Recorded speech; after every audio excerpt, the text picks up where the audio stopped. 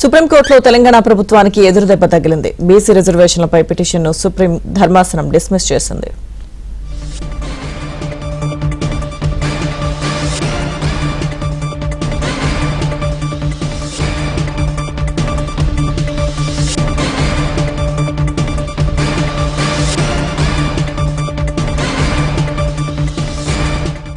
సుప్రీంకోర్టులో తెలంగాణ ప్రభుత్వానికి ఎదురుదెబ్బ తగిలింది. బీసీ రిజర్వేషన్లపై పిటిషన్ను సుప్రీంకోర్టు డిస్మిస్ చేసింది. ఇదే అంశానికి సంబంధించిన పూర్తి అప్డేట్స్ మా తెలంగాణ బ్యూరో ఇన్ఛార్జ్ నవీన్ అందిస్తారు.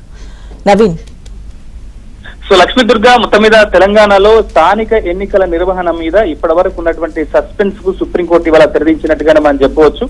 ఇప్పటికే ప్రభుత్వం ఈ 50% మించి అంటే బీసీల రిజర్వేషన్ 42% పెంచి కొత్త రిజర్వేషన్ల ద్వారా ఎన్నికలు వెళ్లాలని చెప్పేసి జీవో 9 తీసుకొచ్చింది. అయితే ఈ జీవో 9ని హైకోర్టు స్టే విధించింది. స్థానిక ఎన్నికలకు సంబంధించి ఇప్పటికే షెడ్యూల్ విడుదల చేసినప్పటికీ కూడా ఆ షెడ్యూల్ కూడా బ్రేక్ పడింది. దీని మీద సుప్రీంకోర్టుకి రాష్ట్ర ప్రభుత్వం వెళ్ళింది. స్పెషల్ లీవ్ పిటిషన్ కూడా దాఖలు చేసింది. ఇవాళ ద్విసభ్య ధర్మాసనం ఈ స్థానిక ఎన్నికల మీద అలానే జీవో 9, 41, 42 మీద విచారించినటువంటి సుప్రీంకోర్టు ధర్మాసనం ఈ 50% మించి రిజర్వేషన్లు ఉండకూడదన్నటువంటి నిబంధనను అమలు చేయాల్సింది అని చెప్పి స్పష్టంగా తేల్చి చెప్పింది.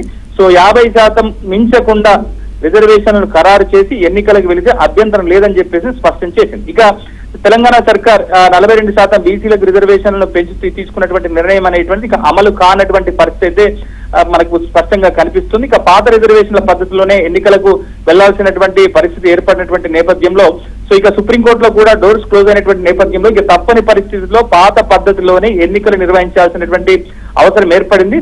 ఇవాళ మధ్యాహ్నం 3 గంటలకు తెలంగాణ కేబినెట్ సమావేశం కూడా జరగబోతుంది. ఈ కేబినెట్ సమావేశంలో సుప్రీంకోర్టు తీర్పు మీద కూడా చర్చించబోతున్నారు.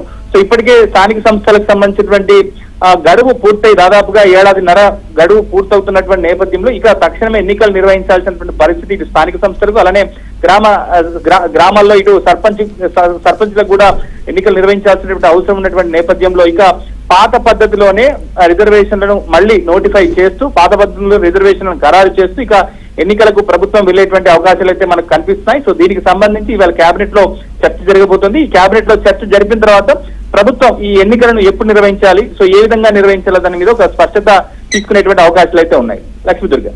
Okay, thank you Naveen.